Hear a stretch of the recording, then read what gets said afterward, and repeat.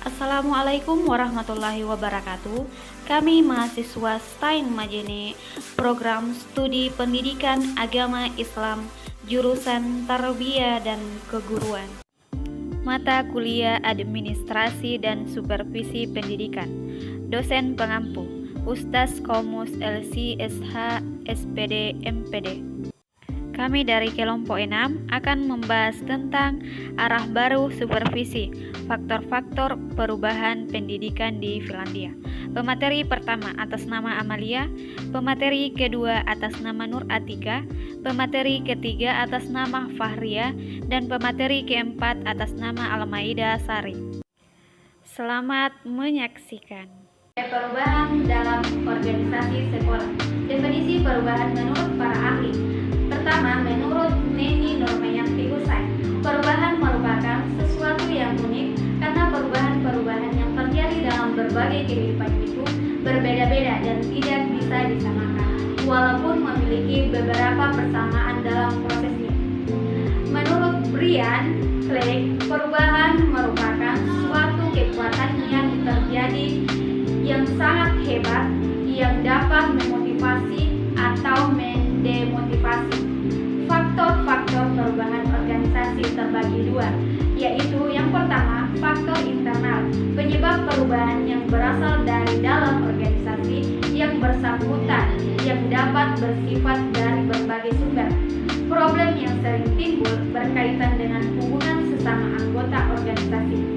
Pada umumnya menyangkut masalah komunikasi dan kepentingan masing-masing anggota. Proses kerjasama yang berlangsung dalam organisasi juga kadang-kadang merupakan penyebab dilakukannya perubahan. Problem yang timbul dapat menyangkut masalah sistem kerjasamanya. Sistem kerjasama yang terlalu birokrasi atau sebaliknya dapat menyebabkan suatu organisasi menjadi tidak efisien. Sistem birokrasi menyebabkan hubungan antar anggota menjadi impersonal yang mengakibatkan rendahnya semangat kerja dan pada gilirannya produktivitas menurun. Demikian sebaliknya, perubahan yang harus dilakukan akan menyangkut struktur organisasi yang digunakan. Kedua, faktor eksternal, penyebab perubahan yang berasal dari luar atau sering disebut lingkungan. Organisasi yang bersifat responsif terhadap perubahan yang terjadi di lingkungannya. Oleh karena itu, jarang sekali suatu organisasi melakukan perubahan besar tanpa adanya dorongan yang kuat dari lingkungannya. Artinya, perubahan yang besar itu terjadi karena lingkungan menuntut seperti itu. Beberapa penyebab perubahan organisasi yang termasuk faktor eksternal dan perkembangan teknologi, faktor ekonomi, dan peraturan pemerintahan. Perubahan organisasi yang dimaksud dengan proses perubahan adalah kata urutan atau langkah-langkah dalam mewujudkan perubahan organisasi. Langkah tersebut terdiri dari mengadakan pengkajian. Tidak dapat dipungkiri bahwa setiap organisasi apapun tidak dapat menghindarkan diri dari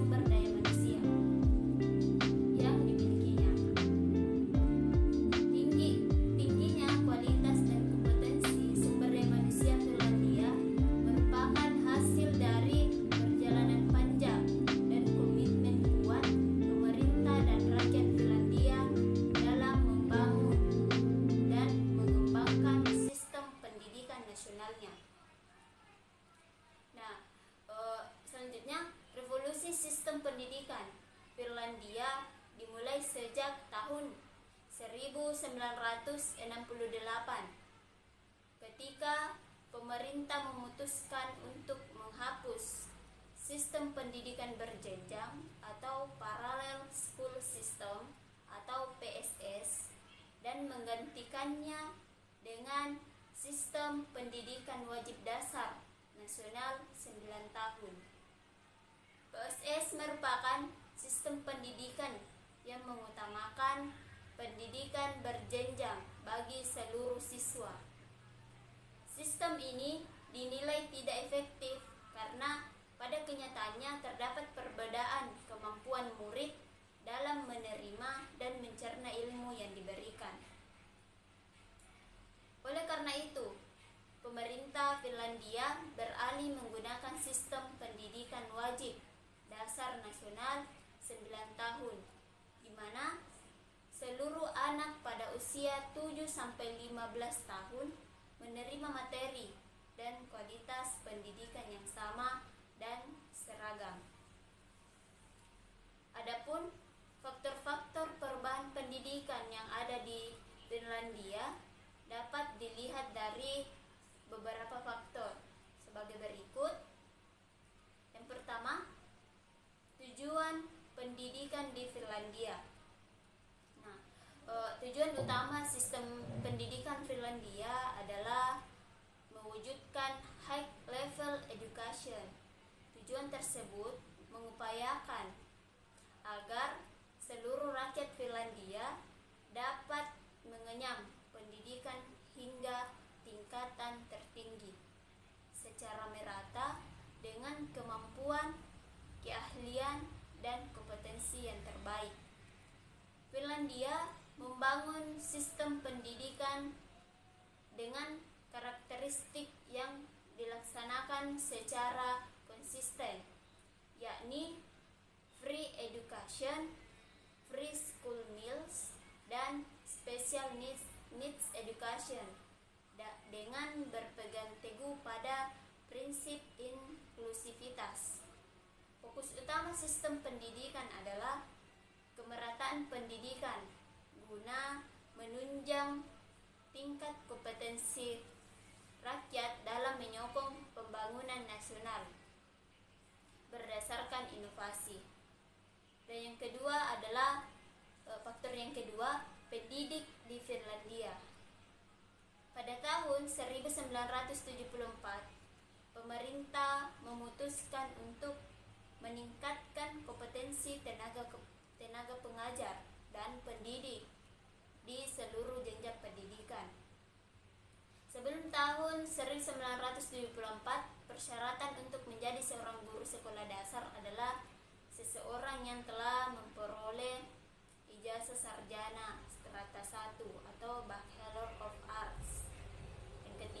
Faktor yang ketiga, peserta didik dan alat pendidikan.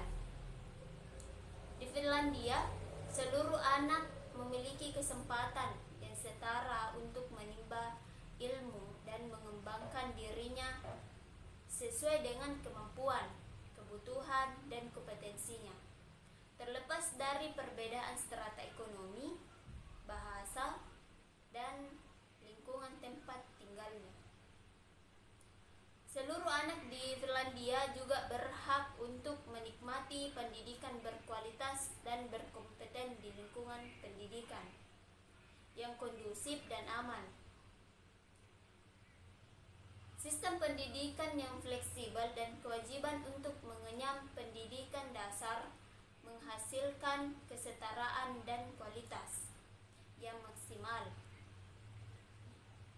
Selanjutnya, sistem pendidikan di Finlandia memiliki 3 tingkatan. Yang pertama, pendidikan wajib dasar nasional 9 tahun yang terdiri dari 6 tahun pendidikan dasar dan 3 tahun pendidikan menengah. 3 tahun pendidikan menengah pertama. Yang kedua, pendidikan menengah atas atau sekolah kejuruan, vocational training, dan yang ketiga, pendidikan tinggi atau higher education. Faktor yang terakhir atau faktor yang keempat, kurikulum Finlandia. Salah satu prinsip kurikulum di Finlandia adalah tidak ada diskriminasi dan mendapat perlakuan yang sama. Ya, di Finlandia semua anak punya hak sama dalam pendidikan. Tidak ada yang dibedakan. Jadi siswa bisa masuk sekolah manapun karena semua sekolah sama. Hal lain yang membuat sistem pendidikan di Finlandia berbeda adalah karena tidak ada asesmen atau penilaian. Siswa-siswi di Finlandia dibimbing untuk memiliki hak yang sama ketika belajar. Dari segi mata pelajaran di Finlandia memiliki 6 mata pelajaran. 6 mata pelajaran inti yang semuanya terbungkus dengan kata orientasi. Pertanyaan kemudian, kenapa ada orientasi? Karena kurikulum di Finlandia memiliki konsep gagasan 6 mata pelajaran ini bukan mengharuskan siswa belajar isi dari seluruh pelajaran ini, namun mengajak anak didik untuk mulai memperoleh kemampuan menjelajah dan memahami fenomena-fenomena yang ada di sekitarnya. Nah, maka jika Anda melihat ada tiga kata yang dipakai di Finlandia, yaitu examine, understand, dan experience. Jadi siswa melatih, kemudian memahami dan mencoba. Jadi pada hakikatnya siswa di Finlandia tidak belajar isi dari buku-buku, tetapi berinteraksi dengan ilmu-ilmu tersebut, tentunya dengan fasilitas yang lengkap di setiap sekolah, baik di desa maupun di kota. Dampak supervisi pada perubahan di sekolah. Menurut Supandi, menyatakan bahwa ada 2 hal yang mendasari pentingnya supervisi dalam proses pendidikan. Yang pertama, perkembangan kurikulum. Perkembangan kurikulum merupakan gejala kemajuan pendidikan. Perkembangan tersebut sering menimbulkan perubahan struktur maupun fungsi kurikulum. Pelaksanaan kurikulum tersebut memerlukan penyesuaian yang terus-menerus dengan keadaan nyata di lapangan. Hal ini berarti bahwa guru-guru senantiasa harus berusaha mengembangkan kreativitasnya agar daya upaya pendidikan berdasarkan kurikulum dapat terlaksana secara baik. Namun demikian, upaya tersebut tidak selamanya berjalan mulus. Banyak hal sering menghambat, yaitu tidak lengkapnya informasi yang diterima, keadaan sekolah yang tidak sesuai dengan tuntutan kurikulum, masyarakat yang tidak mau membantu, keterampilan menerapkan metode yang masih harus ditingkatkan, dan bahkan proses pemecahan masalah belum terkuasai. Dengan demikian, guru dan kepala sekolah yang melaksanakan kebijakan pendidikan di tingkat paling mendasar memerlukan bantuan khusus dalam memenuhi tuntutan pengembangan pendidikan, khususnya pengembangan kurikulum. Dan yang kedua itu ada pengembangan personal. Pegawai atau karyawan senantiasa merupakan upaya yang terus-menerus dalam suatu organisasi. Pengembangan personal dapat dilaksanakan secara formal dan informal.